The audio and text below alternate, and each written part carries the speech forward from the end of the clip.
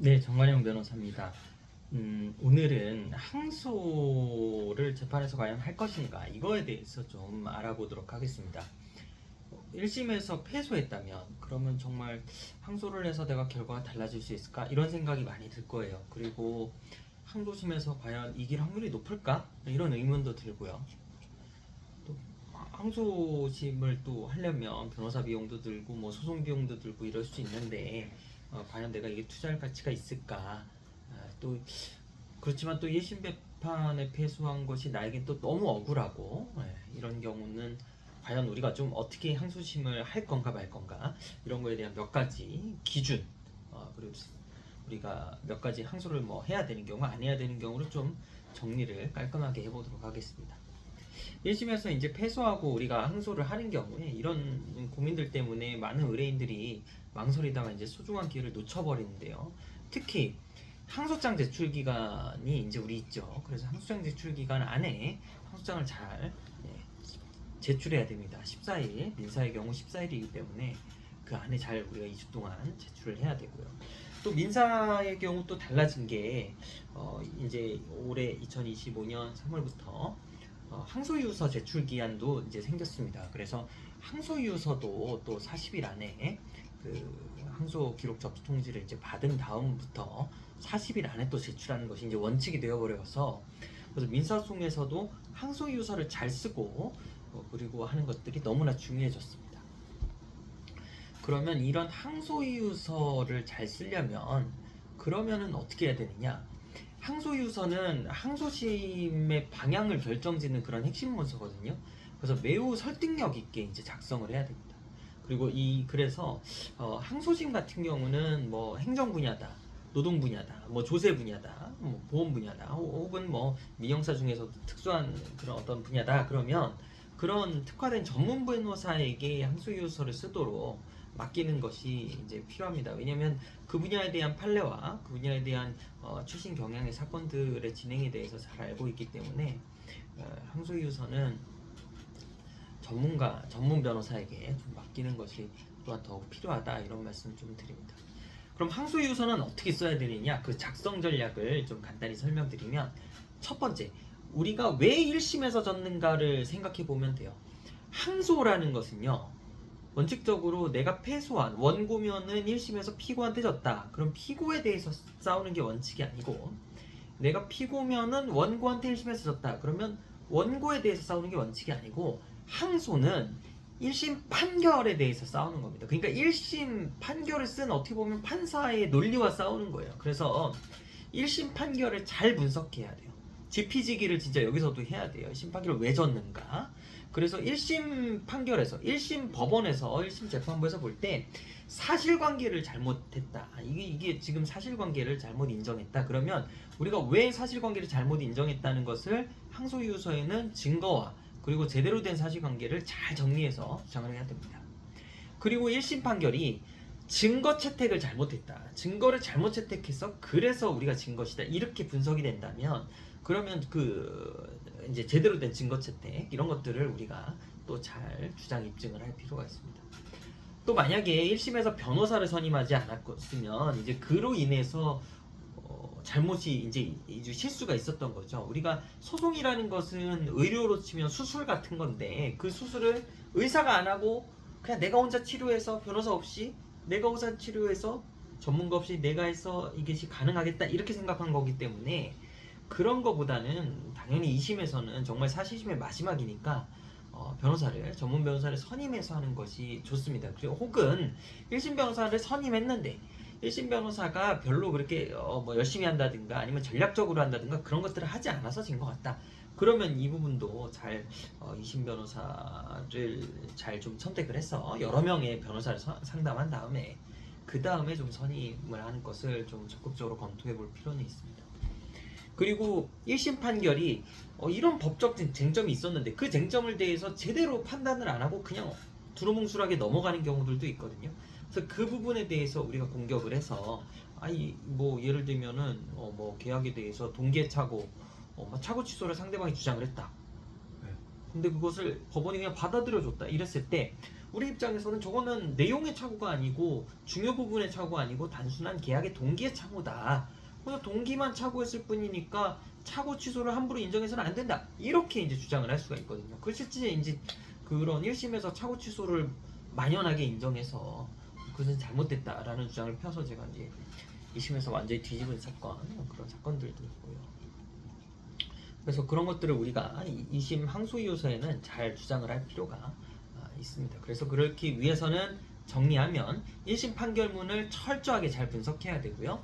그리고 우리가 혹시라도 새로운 증거를 낼 게 있다, 그런 것 중요한 증거다, 그러면 그런 것들 잘 또 제출할 수 있도록 증거를 잘 정리하고 사실관계 잘 뒷받침하고, 그리고 그거를 기반으로 해서 법적인 주장을 잘 다듬고 만들고 새로운 법적 주장도 좀 찾아낼 필요가 있습니다. 그래서 법적 주장을 잘 찾아내려면 판례와 유사 사건을 치밀하게 잘 분석을 해야 됩니다. 법원이 받아들일 가능성이 높은 그런 법적인 논리를 기반으로 한 어떤 최신 판례 혹은 예전 판례, 그런 사례, 그런 근거가 있는 어떤 법적인 근거가 있는 뭐 논문이랄까, 이런 모든 것들을 다 찾아서 분석해서 설득력을 높일 필요가 있습니다. 그래서 이런 것들을 가지고 우리가 설득력이 높아지는 거지, 단순히 뭐 표현을 강하게 쓰고 양을 많이 쓰고 이렇게 한다 그래서 절대 항소이유서를 잘 쓴 것으로 볼 수 없다, 이렇게 말씀을 또한 드립니다.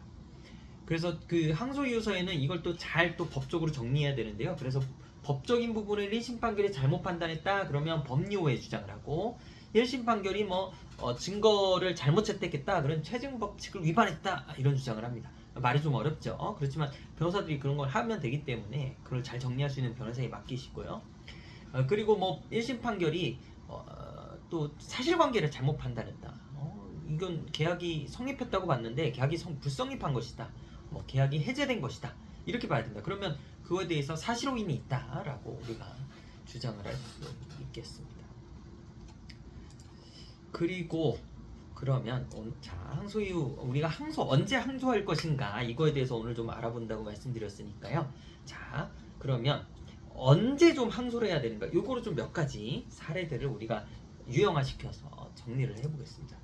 첫 번째, 아까 좀 제가 자세히 좀 말씀드린 거기도 한데, 변호사를 선임하지 않았거나 1심에서 혹은 1심 변호사님이 좀 제대로 하지 못한 것 같다, 그럴 때는 항소심에서는 그 분야에 그 사건을 승소한 경험이 있다든가 아니면 뭐 노동이라든가 행정이라든가 형사라든가 민형사도 열심히 하는 변호사, 성실한 변호사에게 맡겨서 항소유서를 잘 쓰면서 1심 판결의 어떤 허점을 잘 공격할 수 있는 그 전문가를 선임해서 하시는 게 좋고, 그러려면 아까 말씀드렸다시피 최소 두세 명은 좀 상담을 해서 내 사건을 꼼꼼하게 변호사가 뭐 1시간 정도 시간을 들여서 충분히 상담을 해주고 이야기 들어주고 방향을 설정해주고 그런 변호사에게 선임을 하시는 것이 좋겠다, 이런 말씀 첫 번째 드리고요.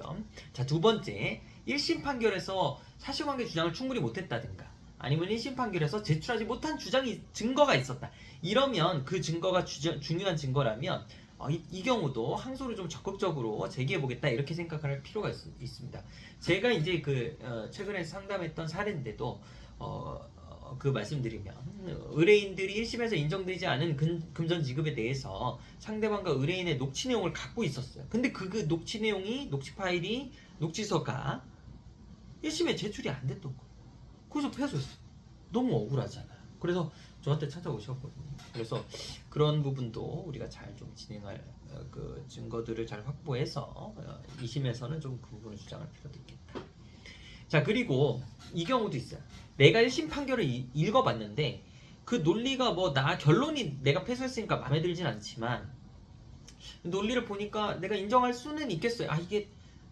이 결론이 나한테는 정말 뼈아프지만 논리가 그렇게 생각할 수도 있겠다, 이렇게 된다면 우리가 또 항소를 좀 접을 수도 있겠는데, 1심 판결을 아무리 읽어봐도 내가 1심 판사님이 쓴 이 판결의 논리가 도저히 내 상식으로, 내가 법률 지식은 부족하지만 일반인의 상식으로, 혹은 내가 기업을 경영했다든가 내가 근로자라든가 내가 그 분야에서는 좀 전문성이 있잖아요. 그러면 내가 가진 어떤 전문적 지식으로는 이 판결을 도저히 논리를 받아들일 수가 없다, 이렇다면 우리가 또 법률 전문가의 도움을 받아서, 그러면 내가 이렇게 그 1심 판결의 논리를 이해하지 못하는데 이것을 어떻게 법률적인 언어로 바꿀 것인가, 이거를 잘해줄 수 있는 변호사와 도움을 받아서 좀 우리가 항소를 적극적으로 이렇게 제기를 또 한번 해볼 수가 있겠습니다. 자, 세 번째 경우입니다. 어떤 경우? 아까 말씀드린 대로 노동 사건, 뭐 행정 사건, 조세 사건, 뭐 보험 사건, 의료 사건, 뭐 아니면 민사나 형사에서도 특수한 분야 사건 이런 것들처럼 전문 분야에서 내가 1심에서 뭔가 변호사님이 좀 잘 대응을 못했다든가 내가 좀 부족했다든가 뭐 전문적인 그런 판례를 잘 몰랐다든가 이래서 졌다. 이랬을 때 이 전문 분야는 한번 그 전문 분야를 열심히 하는 그 전문 분야에 뛰어난 전문성이 있는 변호사를 찾아가서 한번 항소를 할지 말지를 그 같이 논의해 볼 필요가 있습니다. 그래서 특히 이제 서울 고등법원이나 이런 그 고등법원들 같은 경우는요. 뭐 노동 전담 재판부, 행정 재판부, 뭐 조세 재판부, 의료 전담 뭐 이런 그 전문 재판부를 좀 두고 있습니다. 그래서 그 전문 재판부와 또 사건을 많이 했던 그런 뭐 노동 전담 변호사라든가 전문 변호사라든가 뭐 이런 데를 찾아가서 할 필요가 있습니다. 특히 서울고등법원 같은 경우가 이제 그 판사님들이 고등법원 부장님들이 좀 안 바뀌는 서울고등은 조금 안 바뀌는 경우도 좀 있고요. 그래서 그리고 또 그 재판부와 계속 저만 해도 뭐 노동전담 하시는 경우나 아니면 행정전담부라든가 이런 데는 제가 계속 그 재판부와 또 많은 사건들을 하고 있기 때문에 그런 데는 그 재판부의 스타일이나 이런 것들을 우리가 알고 있으니까 그거에 맞게 그 전문 분야의 사건들은 전문 변호사와 좀 상의를 해서 할 필요가 있겠다 이런 말씀도 또 한번 같이 좀 드립니다. 그래서 꼭 그 항소 같은 경우는 우리가 정말 1심에서 대응했는데 정말 억울하고 또 대법원으로 가면 정말 이거는 그 법률심이기 때문에 사실관계를 이제 대법원에서 원칙적으로 다루지 않으니까요. 그러니까 사실관계의 인정에 대해서 바꿀 수 있는 재판은 항소심, 2심이 마지막이니까 2심에서 패소하면 정말 끝이다 이런 생각으로 잘 좀 여러분 항소심에 대해서 깊이 고민하시고 좋은 전문가를 통해서 꼭 항소에서는 한판 뒤집기 승소를 꼭 하시기를 바랍니다.